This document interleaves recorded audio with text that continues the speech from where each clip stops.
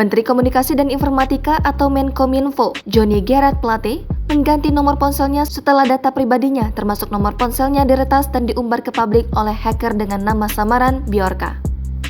Johnny G. Plate kini tidak lagi menggunakan nomor ponsel dengan kode +62 yang merupakan kode nomor untuk Indonesia. Ia kini memakai nomor ponsel dengan kode +1 yang merupakan kode nomor Amerika Serikat. Kabar bergantinya nomor ponsel Menkominfo itu diungkapkan oleh anggota Komisi 1 DPR RI, Fadly Zon, saat ditemui di gedung DPR RI Senayan, Jakarta pada Senin 12 September 2022. Kan saya ada nomornya, ganti nomor. Kalau tidak salah sekarang ganti nomor pakai nomor Amerika malah, +1 gitu. Pergantian nomor ponsel Johnny ke nomor Amerika Serikat itu juga dicuitkan oleh Bjorka lewat akun Twitternya.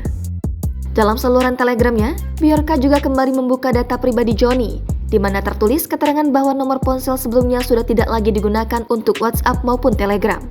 Hingga kemarin, pihak Kominfo masih bungkam mengenai peretasan yang dialami Menteri Johnny dan yang menimpa Direktur Jenderal Aplikasi dan Informatika Kominfo, Samuel Abrijani Pangerapan.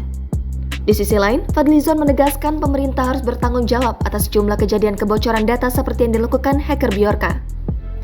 Menurutnya, apabila tak antisipasi akan semakin menurunkan kepercayaan masyarakat kepada pemerintah terkait perlindungan data pribadi. Tidak ada kepercayaan juga kalau kita pakai +62 kan, pakai ini kan kalau Kominfonya saja pakai nomor Amerika, bagaimana rakyat gitu. Kan tidak ada kepercayaan terhadap nomor kita yang ada di dalam negeri gitu.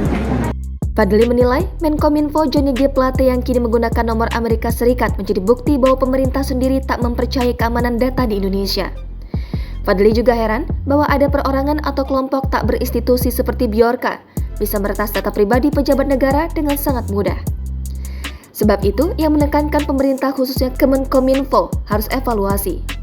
Ia pun mengakui bahwa RUU Perlindungan Data Pribadi atau PDP yang akan disahkan di DPR bisa menjadi salah satu antisipasi kebocoran data.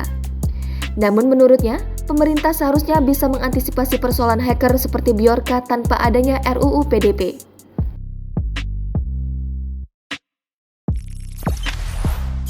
Jangan lupa subscribe, share, komen, dan like ya!